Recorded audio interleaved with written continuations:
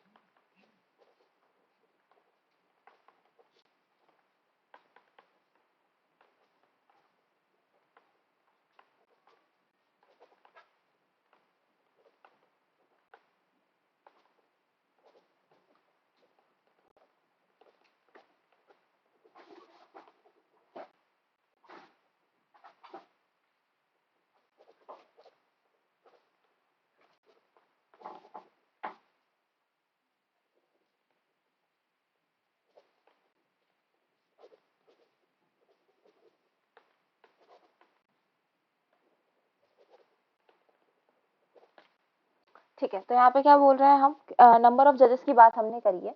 तो अभी प्रेजेंटली कितने जजेस हैं सुप्रीम कोर्ट में? 29 जजेस हैं सुप्रीम कोर्ट में। और कॉन्स्टिट्यूशन जो है कभी भी अमेंड हो सकता है जरूरत के अनुसार, ठीक है। मतलब 29 से 30 कर सकते हैं या फिर उससे कम कर सकते हैं, कुछ भी कर सकते हैं बेसिकली, ठीक है। तो ये हम देख चुके हैं। फिर हम अपॉइंटमेंट ऑफ जजेस अगर हम बात करें तो इसमें कुछ इतना सच कुछ खास है नहीं। तो अगर मैं बोलूँ अपॉइंटमेंट ऑफ जजेस की, सो प्रेसिडेंट करता है, एज सिंपल एज इट, ठीक है। प्रेसिडेंट करता है जजेस को अपॉइंट, ठीक है, 2-3 लोगों की कंसल्टेंट लेके, जैसे कि चीफ जस्टिस हो गया। तो इन सब चीजों से पूछ पाछ के जो है मेन बंदा यहाँ पे कौन है, प्रेसिडेंट है, ठीक है। तो जजेस को अपॉइंट कौन करता है? अपना प्रेसिडेंट, ठीक है। तो इसमें कुछ लिखवाने जैसा नहीं है, फिर भी लिखवा ले देती हूँ।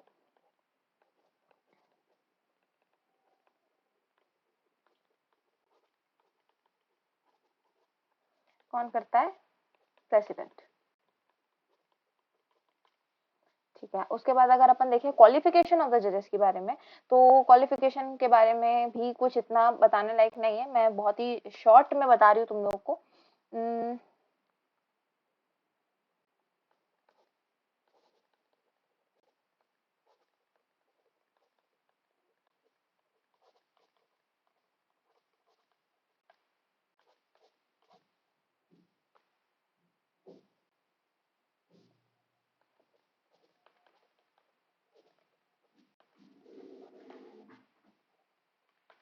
इंडियन सिटीजन होने चाहिए, तो बहुत ही बेसिक है। ऑब्वियसली तुम इंडिया के जज बन रहे हो तो इंडियन सिटीजन तो होना ही चाहिए तुम, ठीक है। किसी भी हाई कोर्ट में, दूसरी जो हमारी क्राइटेरिया है, किसी भी हाई कोर्ट में कम से कम 5 इयर्स के लिए जो है उसने जजिंग करी हो।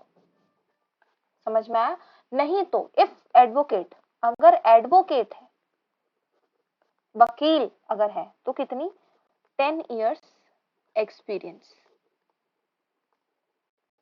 ठीक है। अगर ये क्राइटेरिया फुलफिल होता है तो वो क्या बन सकता है, जज ऑफ सुप्रीम कोर्ट। ठीक है, अगर ये फुलफिल होता है तो वो बंदा क्या बन सकता है, जज ऑफ सुप्रीम कोर्ट। थर्ड जो है वो बहुत ही यू नो नॉनसेंस सा पॉइंट है कि उसको जो है प्रेसिडेंट के मतलब प्रेसिडेंट को पसंद आना चाहिए, तीसरा क्राइटेरिया। तो हम तो पहले ही बता चुके हैं कि प्रेसिडेंट सिलेक्ट करेगा, तो ये तो ऑब्वियस ही है कि तुमको प्रेसिडेंट को जो है पसंद आना चाहिए, मतलब तुम जो भी है वो प्रेसिडेंट को पसंद आना चाहिए। ठीक है, तो ये सारी बातें हम कर चुके हैं।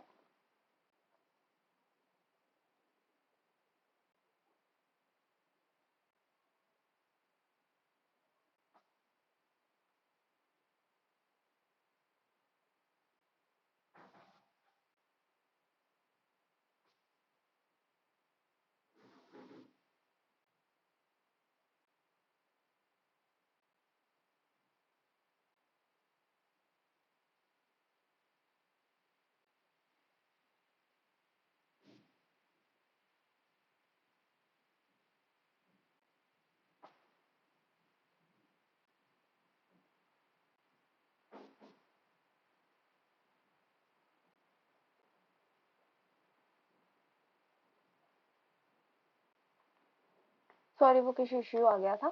हाँ, तो मैं क्या कह रही थी कि अभी हमें जो अपना नेक्स्ट पॉइंट है हम उस पे आ जाते हैं जल्दी से फटाफट। नेक्स्ट पॉइंट क्या है, टेन्योर ऑफ जजेस एंड प्रोसीजर ऑफ इम्पीचमेंट। ठीक है, तो हम उनके बारे में बात कर लेते हैं। Judges of the Supreme Court can remain in their post till the attainment of 65 years of age, but they may, if they so wish, resign from their post before their this period. ठीक है, तो क्या बोला गया है कि जो जजेस होते हैं वो चाहे तो 65 इयर्स तक काम कर सकते हैं। ठीक है, मतलब 65 इयर्स उनकी रिटायरमेंट की एज होती है। इस टाइम तक तो जो है उनको काम करना ही है, मतलब करना ही है नहीं, मतलब वो कर सकते हैं, बेसिकली अलाउड है। जजेस जो है सुप्रीम कोर्ट का 65 इयर्स तक काम कर सकते हैं, लेकिन अगर उनकी इच्छा है कि वो पहले ही काम छोड़ देना चाहते हैं तो वो भी कर सकते हैं, वो रिजाइन कर सकते हैं।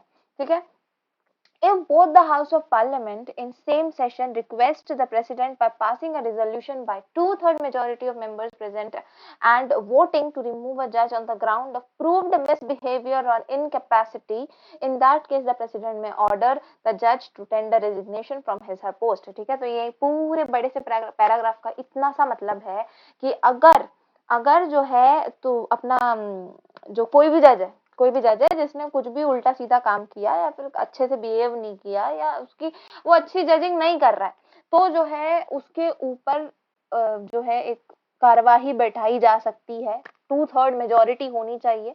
ठीक है, और वो लोग क्या करेंगे, टू थर्ड मेजोरिटी होनी चाहिए उसको हटाने के लिए, उस जज को हटाने के लिए। अगर टू थर्ड मेजोरिटी है तो वो प्रेसिडेंट से रिक्वेस्ट कर सकते हैं कि आपने जिसको जज बनाया है हमें वो पसंद नहीं है, उस जज को आप हटा दो। ठीक है, और अगर टू थर्ड मेजोरिटी है तो क्या होगा कि उस जज को जो है उसके पोस्ट से रेजिग्नेशन देना पड़ेगा, प्रेसिडेंट उससे उसके रेजिग्नेशन के लिए मांग सकता है। तो ये मतलब है टेन्योर ऑफ जज एंड प्रोसीजर ऑफ इम्पीचमेंट। ठीक है, तो टेन्योर ऑफ जज समझ गए। टेन्योर मतलब क्या कि टाइम कितना, मतलब जो है पीरियड कितना है किसी भी जज के पास, तो कितना है 65 इयर्स तक जो है ये बंदा काम कर सकता है। ठीक है, चाहे तो पहले भी रिजाइन कर सकता है। दूसरी चीज क्या, प्रोसीजर ऑफ इम्पीचमेंट में क्या है कि अगर किसी बंदे ने कोई बंदा सही काम नहीं कर रहा है तो उसको हटाएंगे कैसे, टू थर्ड मेजोरिटी ले आओ, प्रेसिडेंट से रिक्वेस्ट करो, प्रेसिडेंट उसको हटा देगा, उसको रेजिग्नेशन के लिए आस्क करेगा। ठीक है, तो ये पॉइंट था टेन्योर ऑफ जजेस एंड प्रोसीजर ऑफ इम्पीचमेंट। ठीक है, अगर हम दूसरे पॉइंट की बात करें, पे अलाउंसेस एंड पेंशन ऑफ जजेस। ठीक है, तो हम इसकी बात कर लेते हैं। ठीक है, the parliament by law decides pay and allowances of the judges, so also the judges are entitled to facilitate facilities like a monthly allowance, traveling allowance, house allowance, staff car, etc. They are also entitled to pension and gratuity as per rules। ठीक है, तो ये point बहुत ही stupid point है। Like हम क्या करें ये जानकर कि भाई उनको क्या मिल रहा है क्या नहीं मिल रहा है। ठीक है, लेकिन still if it is given कर लो यार। ठीक है, एक एक बहुत ही सिंपल पॉइंट है, कहीं पे कुछ लिखने ना मिले किसी बंदे के बारे में, जज हो गया, प्रेसिडेंट हो गया, कोई भी बंदे के बारे में तुम्हें लिखने ना मिले, ये पॉइंट लिख देना। ठीक है, क्या लिख देना कि भैया इनको जो है बहुत सारे अलाउंस मिलते हैं, इनको हेल्थ अलाउंस मिलते हैं, ट्रैवलिंग अलाउंस मिलते हैं, हाउस के अलाउंस मिलते हैं, स्टाफ मिलता है, कार मिलती है, ठीक है, तो इस तरह की चीज मिलती है। ऑब्वियसली अगर बंदे इतने बड़े पोस्ट पे हैं तो उनको ये सारी चीजें जो है मिलेंगी ही, ठीक है। सो इसमें हमें हमारे काम का कुछ भी नहीं है, लेकिन फिर भी it's okay, it's okay if you are your aim is to gain mass, it's a good point, ठीक है। क्या है इसमें, कुछ नहीं है, फैसिलिटीज मिलती है गवर्नमेंट की तरफ से, किसको, इनके इन जजेस को, सुप्रीम कोर्ट के जजेस को, ठीक है, ठीक है। अब हम 6 पॉइंट पे आते हैं, इम्यूनिटीज ऑफ जजेस, ठीक है। नो पर्सन और institution publicly criticise the work of the honourable जजेस, even the parliament or legislative assemblies cannot criticize any of the judgment individually or in a combined manner, ठीक है। तो यहाँ पे क्या बोला गया है कि भाई जजेस की जो बातें हैं उन्हें हम पत्थर की लकीर मानेंगे, ठीक है, उसमें वो बंदा बहुत ही क्वालिफाइड है, अगर उसने कोई फैसला लिया है तो वो बहुत ही सोच समझ के लिया होगा, और इसीलिए कोई भी पर्सन या इंस्टीट्यूशन पब्लिकली क्रिटिसाइज नहीं कर सकता किसी भी ऑनरेबल जज के काम को, समझ में आ गया, ठीक है। या इवन अगर हम बोले, मतलब एक तो पर्सन और ग्रुप तो चलो ठीक है, छोटी छोटी बातें हो गई, लेकिन पार्लियामेंट और लेजिस्लेटिव असेंबलीज, ये जो दोनों चीजें हैं वो तक क्रिटिसाइज नहीं करेंगी किसी के भी जजमेंट, मतलब किसी जज के जजमेंट को, किसी ऑनरेबल जज के जजमेंट को, ठीक है, इंडिविजुअली हो चाहे या फिर कंबाइंड मैनर में हो, कंबाइंड मतलब कि ग्रुप में सबके साथ मिलकर हो, कुछ भी हो, हम जजेस के जो भी जज ने फैसला किया है उसको क्रिटिसाइज नहीं कर सकते, हम जज को क्रिटिसाइज नहीं कर सकते। Whatever the Supreme Court will decide, we need to follow it, we need to follow it, समझ में आ गया। तो ये है हमारी इम्यूनिटीज ऑफ जज, बेसिकली जज ने जो बोला है बेटा वो तुम्हें मानना पड़ेगा, ठीक है। 7 पॉइंट पे आते हैं हम, ओथ बाय द जजेस, ठीक है। ओथ समझ में आता है ना तुम लोग को, ओथ मतलब क्या, वो जो अपन शपथ लेते हैं, शपथ जो हिंदी में होता है उसको हम ओथ कहते हैं इंग्लिश में। तो एवरी जज has to take an oath in the format laid down by the constitution before assuming office, ठीक है। तो यहाँ पे क्या बोला गया है कि सारे, ये भी एक बहुत ही नॉर्मल सी पॉइंट है कि if we are going for such a big post, obviously we need to take oath, right? So even doctors take oath, all the big posts take oath, ठीक है। सो क्या है यहाँ पे, तो वो ओथ लेते हैं कि एवरी जज, मतलब जो भी जज है उसको ओथ लेनी पड़ती है एक फॉर्मेट में, जो भी बोला गया कॉन्स्टिट्यूशन ने, जो भी ओथ में लिखा है वो ओथ लेनी पड़ती है ऑफिस, मतलब कि अपना ऑफिस संभालने से पहले, अपना काम संभालने से पहले, सुप्रीम कोर्ट के जज बनने से पहले उसको जो है एक ओथ लेनी पड़ती है। The President administer oath of office to the Chief Justice, and in respect of other judges, it is the Chief Justice who administers them oath of office, ठीक है। तो यहाँ पे इतना कुछ इंपॉर्टेंट नहीं है, बस वो लोग ओथ लेते हैं तभी उनको अपना का काम मिलता है। यहाँ पे लिखा हुआ है कि प्रेसिडेंट और ये चीफ जस्टिस होते हैं, ये जो कुछ अदर रिस्पेक्टिव जजेस, तो ये सब लोग प्रेजेंट होते हैं जब एक जज जो है ओथ लेता है, समझ में आ रहा है। तो इन सबके सामने जो है ओथ लिया जाता है। So this is what it is. Now what, हम देख लेते हैं बैन ऑन प्रैक्टिसिंग बाय जजेस, ठीक है। तो ये हम देख लेते हैं भैया किस चीज पे बैन लगाने की बात हो रही है। बैन ऑन प्रैक्टिसिंग बाय जजेस, ठीक है। आफ्टर रिटायरमेंट अ जज of the Supreme Court can not practise in any court of India और appear before any authority as an advocate, ठीक है। तो यहाँ पे क्या बोला है कि अगर एक बार किसी भी जज का रिटायरमेंट हो जाती है सुप्रीम कोर्ट से, तो वो किसी भी और कोर्ट में, इंडिया के किसी भी और कोर्ट में जो है अपीयर नहीं हो सकता एज एन अथॉरिटी, ठीक है। वो किसी भी दूसरे कोर्ट में काम नहीं कर सकता, ना तो अथॉरिटी की तरह ना एडवोकेट की तरह, मतलब बेसिकली काम ही नहीं कर सकता, समझ में आ गया।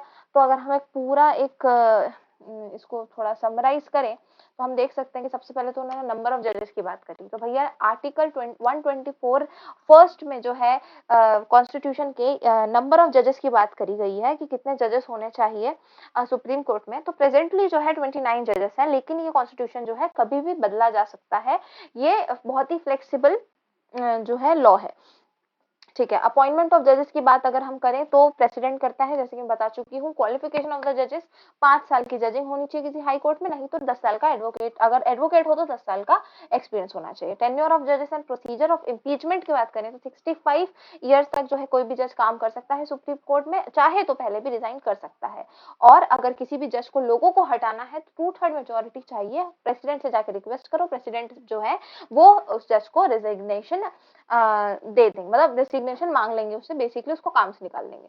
फिर क्या होता है, पे अलाउंसेस एंड पेंशन ऑफ जजेस। तो हाँ, जो हमारा जज है, क्योंकि वो एक ऑनरेबल गवर्नमेंट जॉब कर रहा है, तो उसको बहुत सारे अलाउंस मिलते हैं, ट्रैवलिंग, हाउसिंग, स्टाफ, कार, बहुत इस तरह की चीजें मिलती हैं।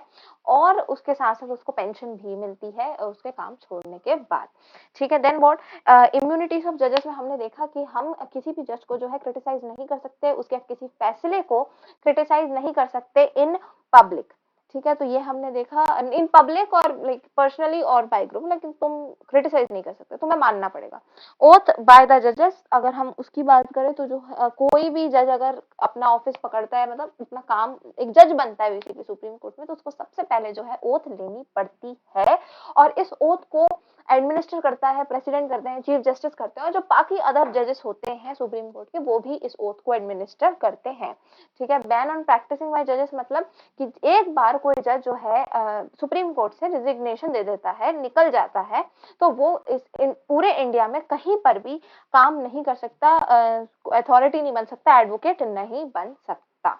समझ में आ गई ये बात? ठीक है।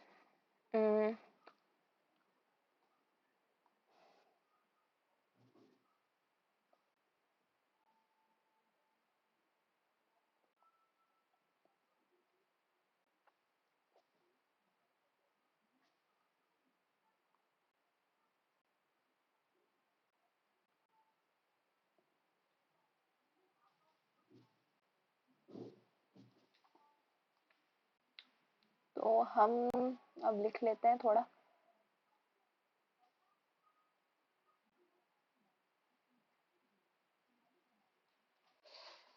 ठीक है। हमने थर्ड पॉइंट तक तो लिख लिया है, टेन्योर ऑफ जज एंड प्रोसीजर ऑफ इम्पीचमेंट के बारे में हम लिख लेते हैं थोड़ा।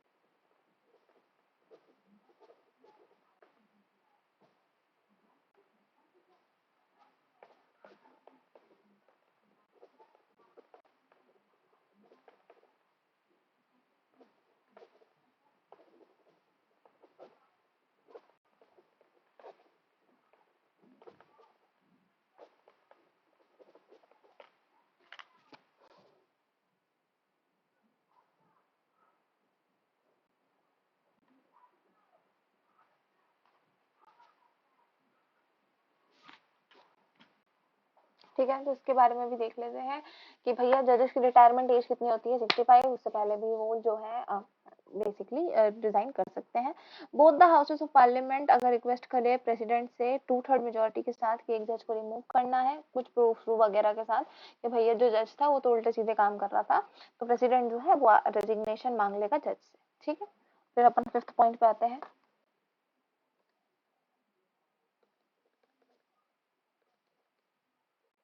बहुत कम जगह है थोड़ी।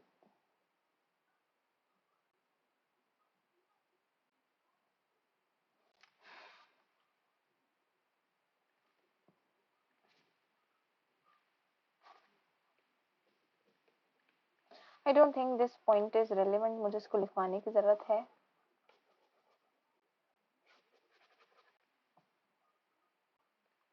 आई think we should jump on 6th point because it's obvious that उनको जो है अलाउंस तो मिलते ही होंगे।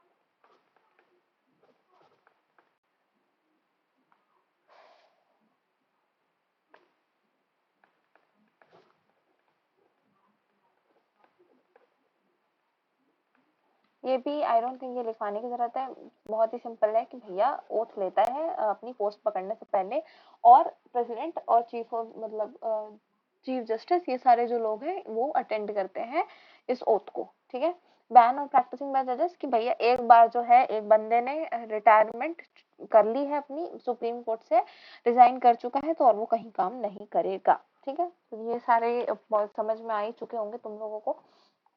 अब अपन आगे बढ़ते हैं एक नए टॉपिक पे जो कि है justification and powers of the Supreme court. ठीक है,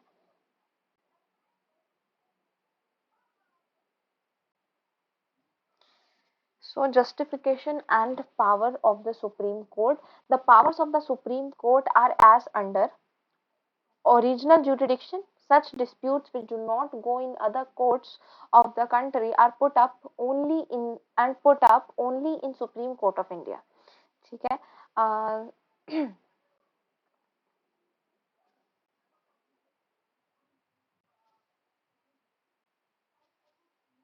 ठीक है, तो यहाँ पे जो है ओरिजिनल जुरिडिक्शन का मतलब बोला गया है कि कुछ इस तरीके के डिस्प्यूट्स, ठीक है, डिस्प्यूट्स समझ रहे हो, कुछ इस तरह की लड़ाइयाँ, कुछ इस तरह के डिस्प्यूट, कोई कोर्ट क्यों भी जाएगा जब दो पार्टीज हैं दोनों एक दूसरे से एग्री नहीं हो रहे हैं, तभी तो उसे क्या कहेंगे, डिस्प्यूट ही कहेंगे। तो कभी भी जो है कोई डिस्प्यूट ऐसा हो जो कि इंडिया के बाकी कोर्ट्स में नहीं गए, सीधे सुप्रीम कोर्ट में आया है, तो उसको यहाँ पे क्या बोला है, ओरिजिनल जुरिडिक्शन। ठीक है, तो इसमें हम देख रहे हैं डिस्प्यूट्स बिटवीन स्टेट्स। ठीक है, क्योंकि सुप्रीम कोर्ट की बात है, यहाँ पे दो बीवी और पति में क्या लड़ाई हुई है उसकी बात नहीं हो रही है, वो भी जाते हैं लेकिन वो पहले छोटे कोर्ट्स में जाते हैं इस तरह के केसेस। ठीक है, तो यहाँ पे बड़ी बड़ी लोगों की बातें हो रही है, तो यहाँ पे सीधे अपन स्टेट्स की बात करें कि dispute between states, dispute between the union government and one और मोर स्टेट्स। ठीक है, तो इस तरह के जब डिस्प्यूट्स होते हैं कि यूनियन गवर्नमेंट और वन और मोर स्टेट, जैसे कि हमारी जो सेंट्रल गवर्नमेंट है, दिल्ली में जो गवर्नमेंट बैठी है उसकी लड़ाई होगी मान लो महाराष्ट्र से। ठीक है, तो इन दोनों के बीच में कोई डिस्प्यूट चल रहा है, तो अगर इस तरीके का जो कोई डिस्प्यूट होगा तो कहाँ जाएगा, वो सीधे सुप्रीम कोर्ट में जाएगा। ठीक है, क्योंकि एक बड़ी बात है, समझ में आ रहा है, क्योंकि हाई कोर्ट मान लो अगर हाई कोर्ट में अगर फैसला करेंगे तो किसके हाई कोर्ट में करेंगे, महाराष्ट्र के करेंगे नहीं, महाराष्ट्र अपने हिस्से में फैसला कर लेगा। तो इस तरह की जो केसेस होती हैं जिसमें मतलब स्टेट्स इन्वॉल्व है, ठीक है, तो हम वहाँ पे हाई कोर्ट में नहीं जा सकते क्योंकि हाई कोर्ट तो है किसी एक पर्टिकुलर स्टेट का हो गया, ठीक है। ऐसे टाइम पे हमको क्या करना है, ऐसे टाइम पे हमको सुप्रीम कोर्ट में जाना है, हमें डायरेक्ट सुप्रीम कोर्ट में ही इस तरह के केसेस जाएंगे। और इसीलिए इस तरह के केसेस को क्या बोला गया है, ओरिजिनल ज्यूरिडिक्शन बोला गया है। समझ में आ गया तुम लोग को? हाँ। Then what? Such disputes where union government and one or more state are on one side and one or more states on another, ठीक है। तो इस तरह के डिस्प्यूट जब यूनियन गवर्नमेंट और कुछ स्टेट जो है इस तरफ हो, मतलब एक तरफ हो, और कुछ स्टेट जो है उस तरफ हो, मतलब दूसरी तरफ हो, एक दूसरे के खिलाफ खड़े हो, तो इस तरह के मामले जो होंगे वो कहाँ जाएंगे, सीधे सुप्रीम कोर्ट में जाएंगे। थर्ड, डिस्प्यूट्स बिटवीन टू और more state. I think they gone mad, like कुछ तो ही पाके बना दी थी शायद, कुछ लाइनें इन्होंने ऐसे लिख दी है कि हम समझ गए ना, जब भी डिस्प्यूट बिटवीन स्टेट्स होती है तो हम कहाँ जाते हैं, सुप्रीम कोर्ट, क्योंकि ऑब्वियसली हम किसी पर्टिकुलर स्टेट्स में नहीं जा सकते। इसको तुम पेपर में 3 बार लिख के आ जाना। ठीक है, हम बी पॉइंट में आ रहे हैं। Disputes in respect of fundamental rights, the Supreme Court has power to take action for protection and fundamental rights of citizen.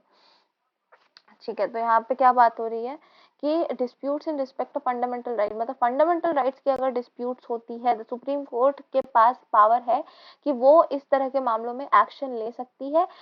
क्यों? फंडामेंटल राइट्स ऑफ सिटीजन्स के प्रोटेक्शन के, मतलब सिटीजन्स के जो हक हैं उनको प्रोटेक्ट करने के लिए सुप्रीम कोर्ट जो है फैसला ले सकती है। तो इस तरह के जो केसेस होते हैं, स्टेट्स वाले हो गए, फंडामेंटल राइट्स ऑफ सिटीजन्स वाले जो केसेस हो गए, वो डायरेक्ट कहाँ जाते हैं, वो डायरेक्ट सुप्रीम कोर्ट में जाते हैं। और इसीलिए उन्हें क्या बोलते हैं हम, ओरिजिनल ज्यूरिडिक्शन। ठीक है, क्या बोल सॉरी क्या बोलते हैं हम, ओरिजिनल ज्यूरिडिक्शन रहते हैं, जो कि वो डिस्प्यूट्स होते हैं जो कि अदर कोर्ट में नहीं जाते और सीधे कहाँ आता है, सुप्रीम कोर्ट में आते हैं। तो इन्हें हम क्या बोलते हैं, ये। ठीक है, डिस्प्यूट बिटवीन स्टेट्स होगा या dispute in respect of fundamental rights जो होगा, ये दो चीजें जो होंगी वो सीधे कहाँ चली जाएंगी, सुप्रीम कोर्ट में चली जाएंगी। ठीक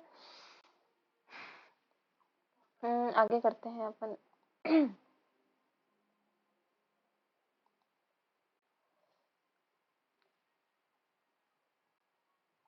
ठीक है, सेकंड पॉइंट पे आते हैं अपन, एपेलेट ज्यूरिडिक्शन। ठीक है, तो एपेलेट ज्यूरिडिक्शन का क्या मतलब है ये भी देख लेते हैं हम।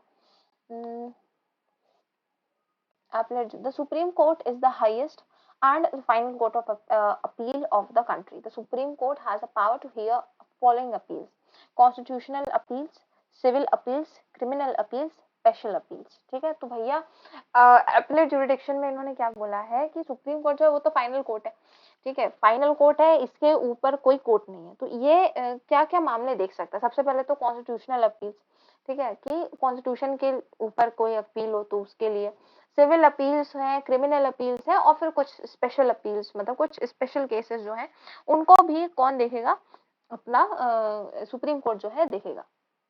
ठीक है, ये सारी बातें क्लियर हो गई। हम्म, ये हो गई अपनी एपलेट जुरिडिक्शन। ठीक है, इन इन अपील्स को भी, अपील मतलब समझ रहे हो, मतलब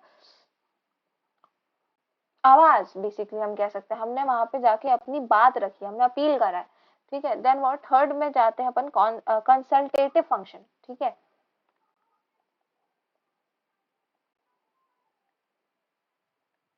ठीक है, under article 143 of the constitution, if the president seek advice on any constitutional or legal matter, the supreme court may give such advice to the president। ठीक है, तो यहाँ पे क्या बोला गया है कि आर्टिकल 143 जो है कॉन्स्टिट्यूशन का, under article 143 of the constitution, if the president seeks advice on any constitutional और लीगल मैटर, अगर प्रेसिडेंट जो है एडवाइस चाहता है किसी भी कॉन्स्टिट्यूशनल या लीगल मैटर के ऊपर, तो जो सुप्रीम कोर्ट है उसको वो एडवाइस प्रेसिडेंट को देनी चाहिए, देनी ही पड़ेगी बेसिकली। ठीक है, तो ये एक कॉन्स्टिट्यूशनल फंक्शन भी है किसका, अपने सुप्रीम कोर्ट का। ठीक है, if president seek advice on any constitutional legal matter, the Supreme Court may give such advice to the president. ठीक है, ये बात समझ में आ गई। फोर्थ जो है jurisdiction as to judicial review. ठीक है, तो इसके बारे में देख लेते हैं हम थोड़ा।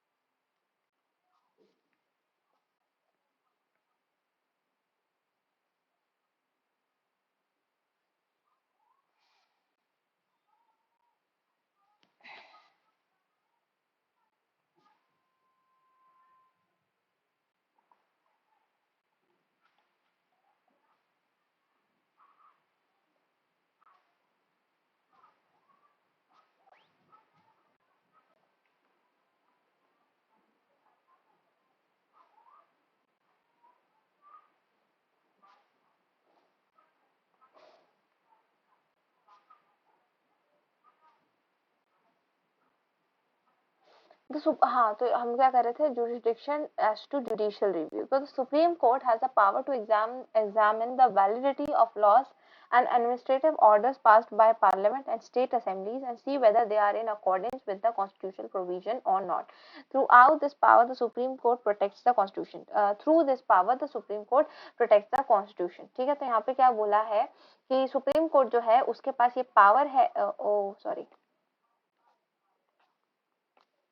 जो सुप्रीम कोर्ट है अपना, उसके पास ये पावर है कि वो एग्जामिन कर सकता है, वो देख सकता है सारे लॉज की और एडमिनिस्ट्रेटिव ऑर्डर्स की वैलिडिटी को, ठीक है, जो कि पार्लियामेंट के द्वारा पास किए गए हैं, एंड स्टेट असेंबलीज, ठीक है, and see whether they are in accordance, और ये देखने के लिए whether they are in accordance with the constitutional provision और नॉट, ठीक है, तो वो सारे लॉस को और हर इस तरह की सारी चीजों को देख सकते हैं, और ये पता कर, मतलब देख सकते हैं जैसे सुप्रीम कोर्ट देख सकता है और ये पता लगा सकता है कि क्या वो कॉन्स्टिट्यूशन के प्रोविजंस के अकॉर्डेंस में तो है, ठीक है, कहीं वो कुछ अलग तो नहीं भग रहा, कहीं वो कुछ गलत तो नहीं जा रहा, जो कॉन्स्टिट्यूशन हमारा चाहता है, जो कॉन्स्टिट्यूशन का गोल है, वो उसी डायरेक्शन में होने चाहिए सारे लॉज। तो ये जो है ये भी हमारा सुप्रीम कोर्ट चेक करता है, ठीक है, और इस पावर के थ्रू जो है सुप्रीम कोर्ट हमारे कॉन्स्टिट्यूशन को भी प्रोटेक्ट करता है, ठीक है। हम कई बार सुन चुके हैं सुप्रीम कोर्ट, मतलब कब कितनी किस किस क्लास से सुनते आ रहे हैं कि supreme court is the protector of constitution, ठीक है। तो ये एक बात हो गई। अब मैं थोड़ा लिखवा देती हूँ, इतने सारे पॉइंट्स मैंने कवर करवा दिए। ठीक है।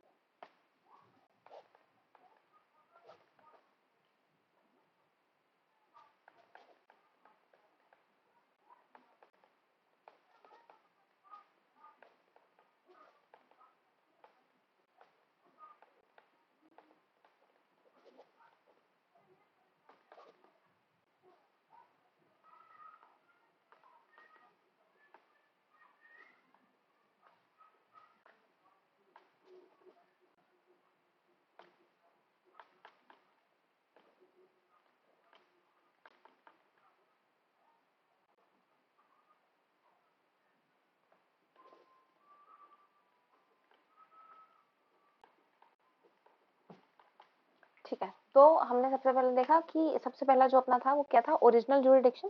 ठीक है, इसमें हमने क्या देखा कि disputes will directly come to supreme court. ठीक है, जो डिस्प्यूट्स डायरेक्टली कहा जाते हैं सुप्रीम कोर्ट के पास। ठीक है, सबसे पहले उसमें हमने क्या देखा, डिस्प्यूट बिटवीन स्टेट्स और यूनियन गवर्नमेंट। ठीक है, ये एक चीज हो गई। दो मतलब स्टेट्स के बीच में डिस्प्यूट हो गया या यूनियन गवर्नमेंट के बीच में डिस्प्यूट हो गया। ठीक है, तो इसमें हम कहाँ जाएंगे, सुप्रीम कोर्ट के पास जाएंगे। दूसरा क्या, अगर फंडामेंटल राइट्स के ऊपर कुछ भी होगा तो भी हम कहाँ डायरेक्टली जाएंगे, सुप्रीम कोर्ट के पास जाएंगे। अब हम अपना सेकंड पॉइंट देख रहे हैं जो कि है एपेटाइट जुरिडिक्शन।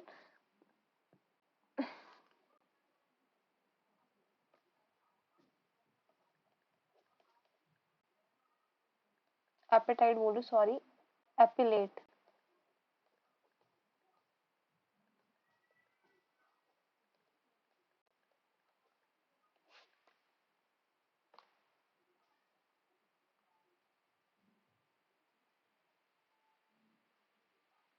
ठीक है, तो भैया इसमें क्या क्या आते हैं।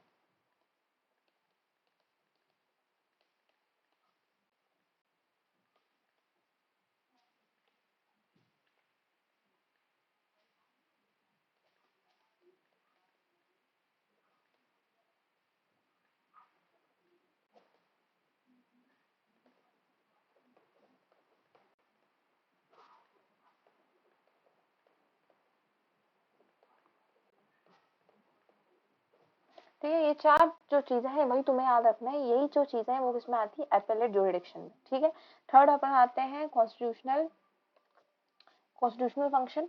तो भी देख लेते हैं एक बार।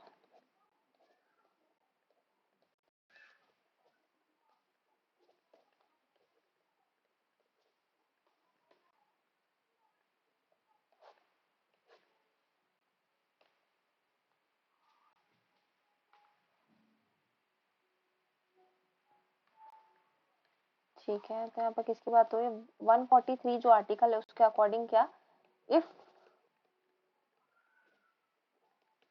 नीड्स एडवाइस,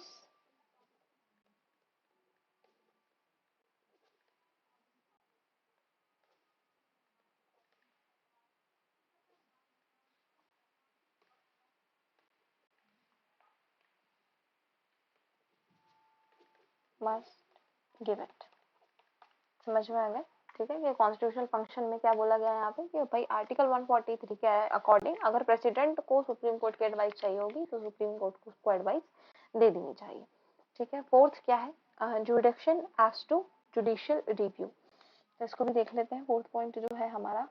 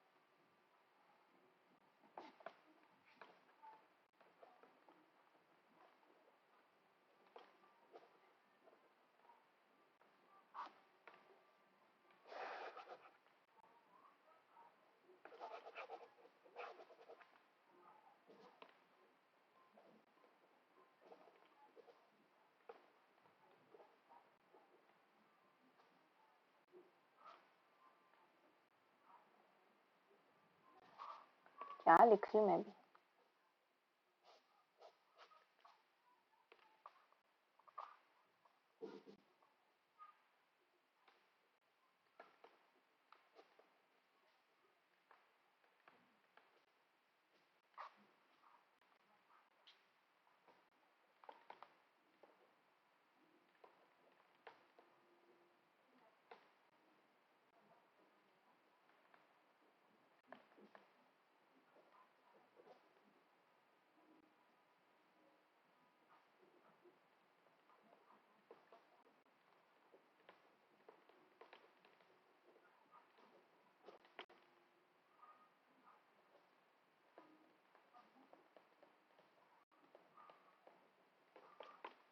ठीक है, तो jurisdiction as to judicial review में हमने क्या देखा कि सुप्रीम कोर्ट जो है उसके पास पावर होती है ये चेक करने की कि कोई भी लॉ या कोई भी ऑर्डर जो अभी बना या पहले बना हुआ था, ठीक है, वो आज जो है प्रेजेंट में कॉन्स्टिट्यूशनल प्रोविजंस के अकॉर्डिंग्स में चल रहा है या नहीं, ठीक है। तो ये पता करने की पावर, ये पता करने की या चेक करने की पावर होती है सुप्रीम कोर्ट के पास, ठीक है। इतनी बात समझ में आ गई।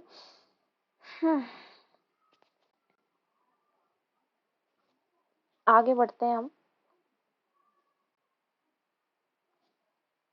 अच्छा, शायद टाइम हो गया है, इसके आगे हम कल पढ़ेंगे।